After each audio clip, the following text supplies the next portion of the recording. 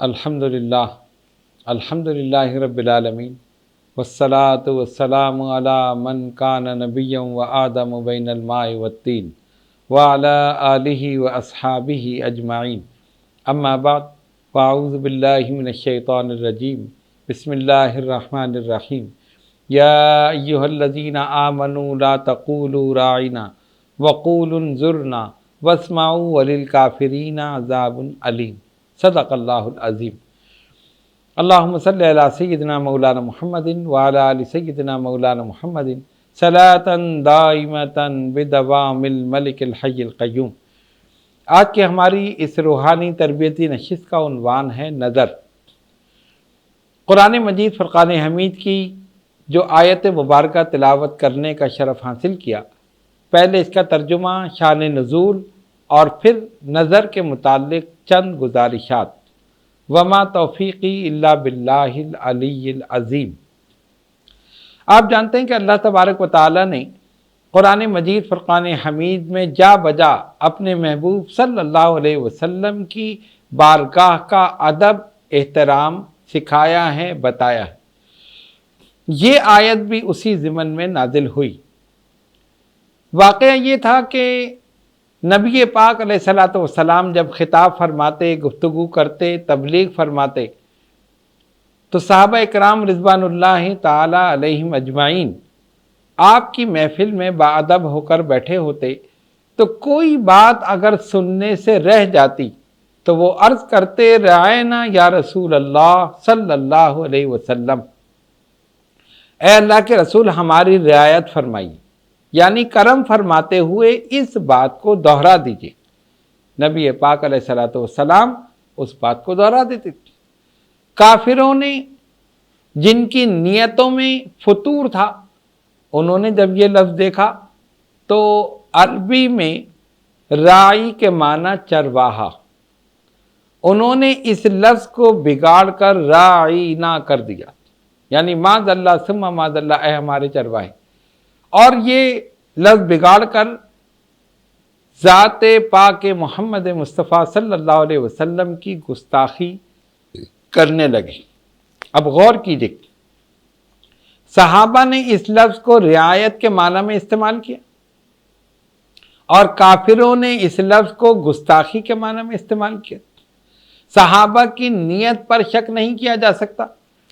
انہوں نے ادب کے ساتھ عرض کیا، رعینا یا رسول اللہ صلی اللہ علیہ وسلم، ہماری رعایت فرمائیے، یعنی کرم فرماتے ہوئے اس لفظ کو دہرا دیجیے۔ لیکن جب ان بدبختوں نے اسی لفظ کو بگاڑ کر گستاخی کے معنی میں استعمال کیا، خالق کائنات نے یہ برداشت نہ کیا کہ میرے محبوب صلی اللہ علیہ وسلم کی شان میں ادنا سی بھی گستاخی کی جائے۔ فوراً آیت ربانی نازل ہوئی، یا ایھا الذین آمنوا لا تقولوا راعنا، اے ایمان والو آج کے بعد سے رائنا مت کہنا، کیونکہ اسی لفظ کو انہوں نے بگاڑا تھا۔ وقولوا انظرنا، تو مولا پھر ہم کیا کہیں؟ کہا اب کہو انظرنا یا رسول اللہ صلی اللہ علیہ وسلم، یعنی جب تم میرے رسول کی بارگاہ میں آؤ اور کوئی بات سننے سے رہ جائے تو اب رائنا مت کہنا، کیونکہ اسی لفظ کو کافروں نے بگاڑ کر گستاخی کے معنی میں استعمال کرنا شروع کر دیا ہے۔ لہذا ایک بہترین لفظ قرآن نے دیا، وقول انظرنا۔ اب کیا کہو؟ تم کہو انظرنا۔ انظرنا کا مطلب ہماری طرف نظر فرمائی، نظر کرم فرمائی۔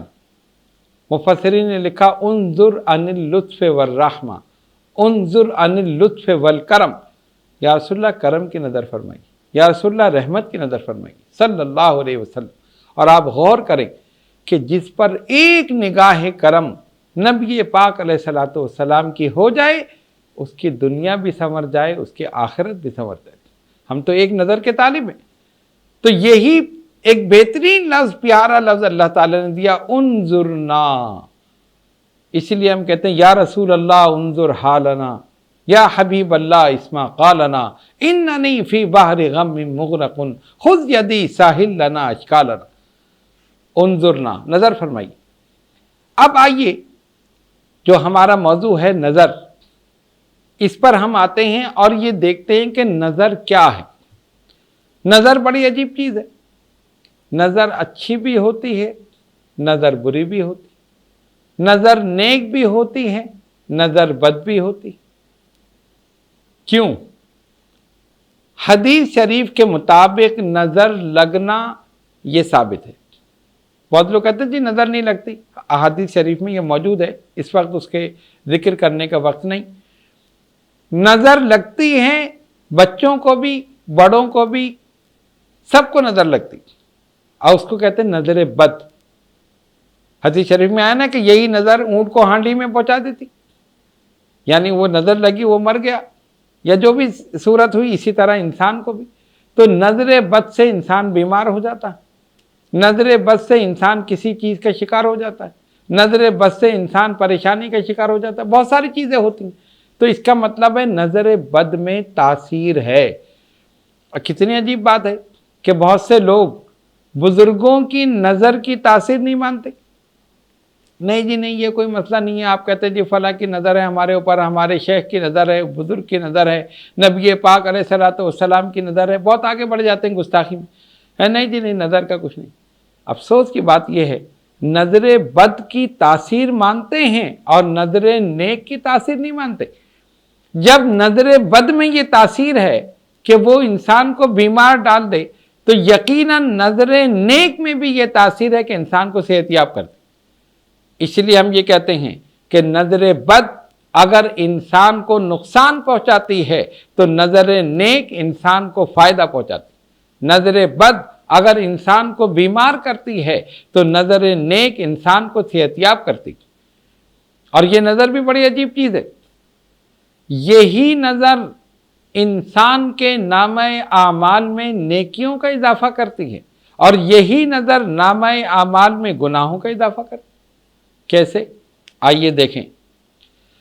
اگر یہی نظر بار بار قصداً جان بوجھ کر نامحرم کے چہرے پر پڑے تو گناہ بن جاتی، اور یہی نظر فجر کے بعد والدین کے چہرے پر پڑے تو ایک حج کا ثواب لے کر لوٹتے. یہی نظر کلام اللہ پر پڑے تو عبادت بن جاتی ہے، بیت اللہ پر پڑے تو نیکی بن جاتی ہے، ولی اللہ کے چہرے پر پڑے تو سعادت بن جاتی ہے، اور رسول اللہ کے چہرے انور پر پڑے تو صحابیت کا شرف لے کر لوٹتے. نظر وہی ہے، نظر کا مقام بدل گیا، محل بدل گیا، اس کا نتیجہ بدل گیا. غش کھا گئے کلیم اور ہنس پڑے حبیب. غش کھا گئے کلیم اور ہنس پڑے حبیب. نظریں بدل گئیں تو نظارہ بدل گیا. وہ آنکھ موسیٰ کلیم اللہ کے پاس ہے جو رسول اللہ صلی اللہ علیہ وسلم کو دیکھے، اور وہ آنکھ رسول اللہ صلی اللہ علیہ وسلم کے پاس ہے جو خدا کا دیدار کرے. غش کھا گئے کلیم، موسیٰ علیہ السلام بے ہوش ہو گئے. فلما تجلی ربہ للجبل جعلہ دکا وخر موسیٰ صعقا. قرآن کہتا ہے ایک تجلی دکھائی، کوہ طور ریزہ ریزہ ہو گیا، موسیٰ بے ہوش ہو گئے. اور ادھر قرآن کہتا ہے ما زاغ البصر وما طغی. نہ پلک جھپکی، نہ آنکھ کھلی کی کھلی رہی. محب نے محبوب کو، طالب نے مطلوب کو، نبی نے اپنے خدا کو کھلی آنکھوں سے دیکھ لیا. ما زاغ البصر وما طغی. تو نظریں بدل گئیں تو نظارہ بدل گیا. جب نظر کا محل مقام بدل جائے اس کا نتیجہ بدل جاتا، اس کا مقام بدل جاتا. تو نظر بڑی عجیب چیز ہے. اچھا پھر ایک ہے ہماری نظر اور ایک ہے ولی اللہ کی نظر. ہم دیکھیں تو زیادہ دور تک نہیں دیکھ سکتے. آپ چشمہ لگا لیں تو اور دور دیکھ لیں، کوئی دوربین لگا لیں تو اور 10 فٹ 20 فٹ 50 فٹ دیکھ لیں، یا اس کی جتنی بھی رینج ہے آپ وہاں تک دیکھ لیں. لیکن ولی اللہ کی نظر، غوث اعظم فرماتے نظر تو الی بلاد اللہ جمعاً کخردلۃ علی حکم اتصالی. میں اللہ کے تمام شہروں کو اپنی ہتھیلی پر ایسے دیکھتا ہوں جیسے کہ رائی کا دانہ. تم رائی کے دانے کو ہتھیلی پر لے کر بیٹھ جاؤ، تم اس کو دیکھو گے، میں پوری کائنات کو دیکھتا ہوں. یہ ہے غوث اعظم کی نظر. اب آئیے فاروق اعظم کی نظر دیکھیں.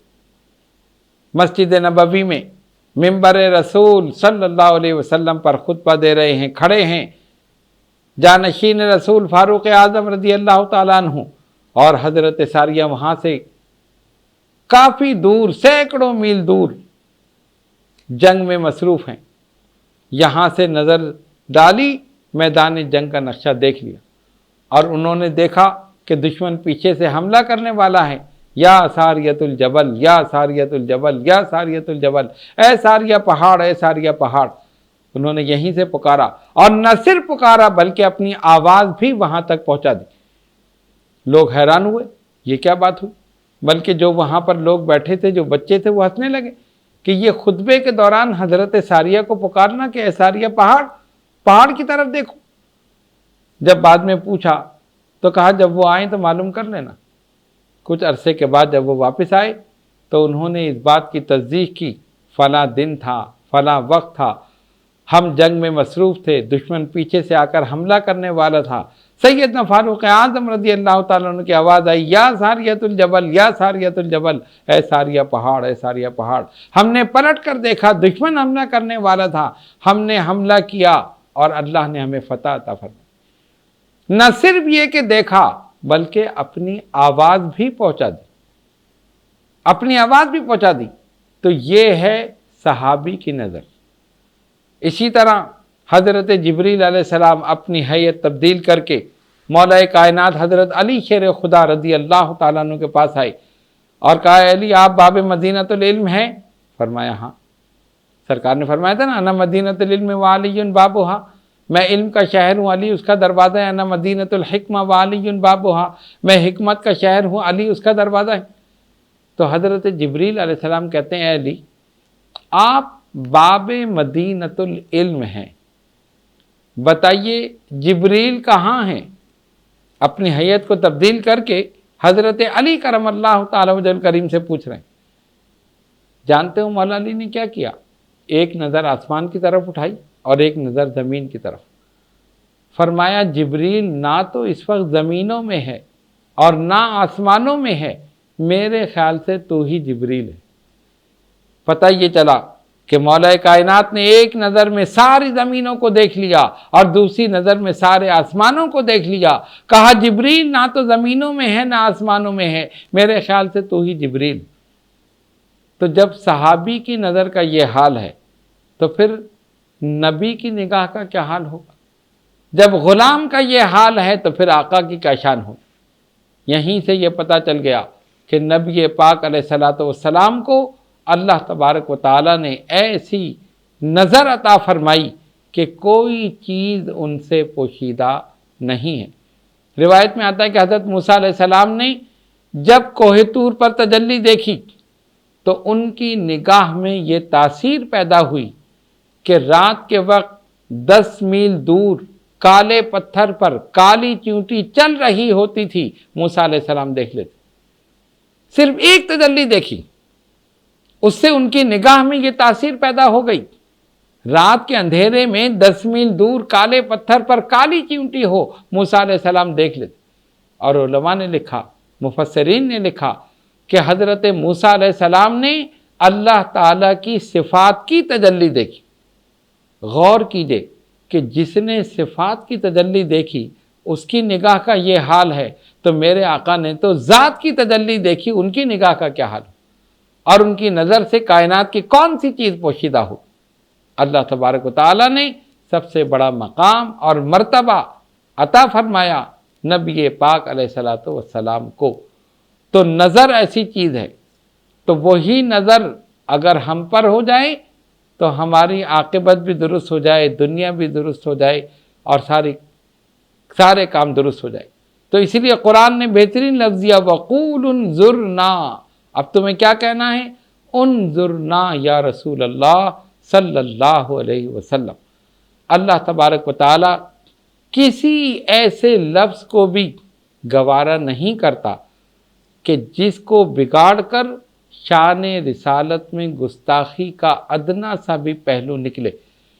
اس سے یہ بھی پتہ چلا کہ حضور علیہ الصلوۃ والسلام کی بارگاہ کتنی مقدس اور کتنی محترم ہے، اور سرکار کی ذات کتنی تعظیم کے لائق ہے کہ اللہ تبارک و تعالیٰ نے اس لفظ کو بھی ترک کرنے کا حکم دے دیا جس کو بگاڑ کر شان رسالت میں گستاخی کی جا رہی۔